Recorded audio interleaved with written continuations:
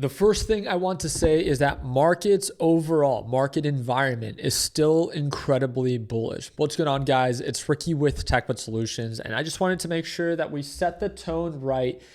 Even with the news of the government shutdown is now forecasted to last nearly 24 days. This would make it the second longest shutdown in history. So also recapping one of my trades, this is Irene. I made a little bit over 59. I was up $6,000. I just reopened 500 shares short. The meme stocks are memeing today. So Oklo, these things are kind of all over the place. Again, I would not recommend going long or going short in any of these meme stocks. That's what I view them as. Oklo, SOUN, we got Irene, what's the other one? TEM. They're all bullshit stocks that, again, are only supported due to irrational valuations. With that being said, why are they still holding at these levels? Because NASDAQ market continues to push to new highs. Even with the market expected to be shut down for 24 days, markets are still pushing up higher. How long can they sustain this? That's the question that a lot of people are asking. Let's keep it simple.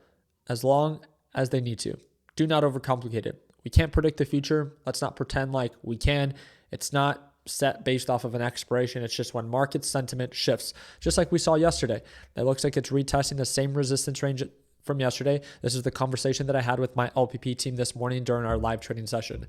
Hey, let the market show you when it's ready to sell off, right?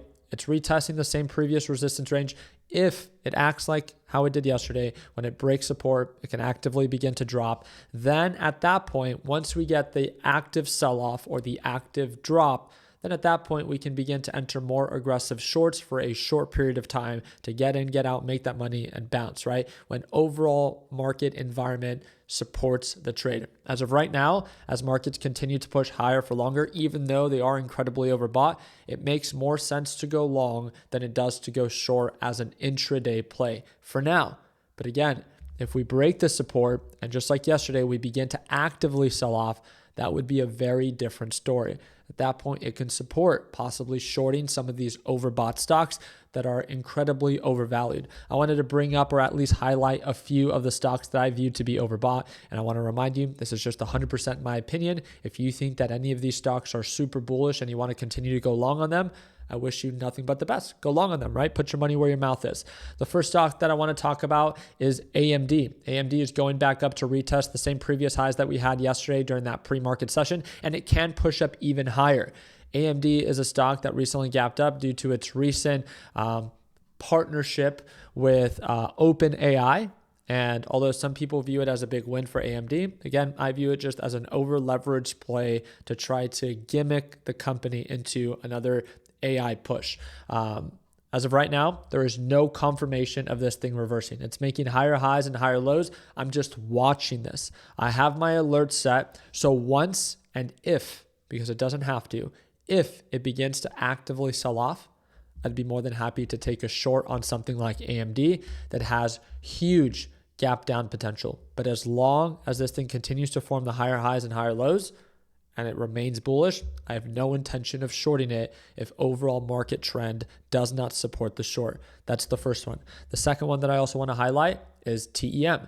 TEM, higher highs, higher lows, incredibly bullish lately, but again, incredibly overbought. If we begin to see a shift in overall market sentiment, if it goes bearish for some apparent reason, right? If reality begins to sink in, then you can't be surprised that the most overvalued stocks are the ones that see the largest retracement. So TEM is also in my watch list. And the last one is going to be SOUN.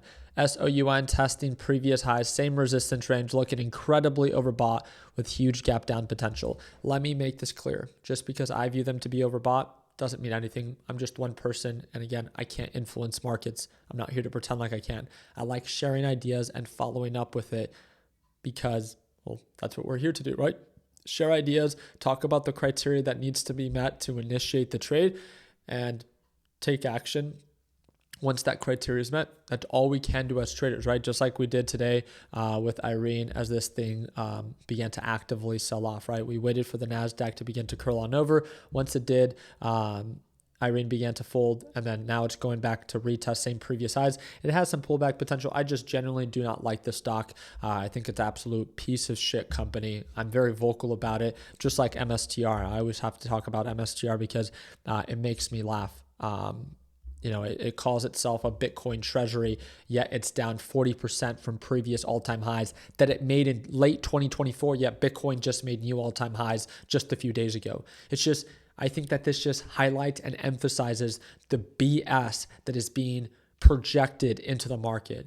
I just hope that, I don't care if you're going long or going short, just be mindful of your position size. There's so much risk in anything that we partake in. That's not what I'm here to avoid. I'm here to avoid risk that is not worth the reward. And it's such common sense to see that when these stocks pump up an insane amount, it doesn't take a rocket science to see that, hey, fundamentally, this is not a good company. And technically speaking, this is a huge pump that when reality begins to sink in, a lot of these are bound to crash. So again, if you think that they're super cheap, put your money where your mouth is. Double, triple your position size right now and see if you go long. But I can promise you, no one will double or triple their position size right now in any of these BS stocks because we all know it. We all know that they're overvalued, short-lived rallies that eventually will correct itself. It's why the companies themselves are doing a bunch of share offerings because they're trying to borrow against the current valuation because they know it's so insanely valued. But again, day by day, if market direction does not support the short, I don't care what you think, do not take it. You know it's not worth the risk. The trend is your friend. Wait for your criteria to be met. Get in, get out, make that money and bounce. None of these shorts, none of these trades are intended to be held overnight. Because why? Markets are so incredibly bullish and irrational right now. So even if they do sell off a decent amount today, they can easily get bought up and recover tomorrow. Remember, we like talking about how much money we can make shorting, but this is not a time to be greedy as a short seller.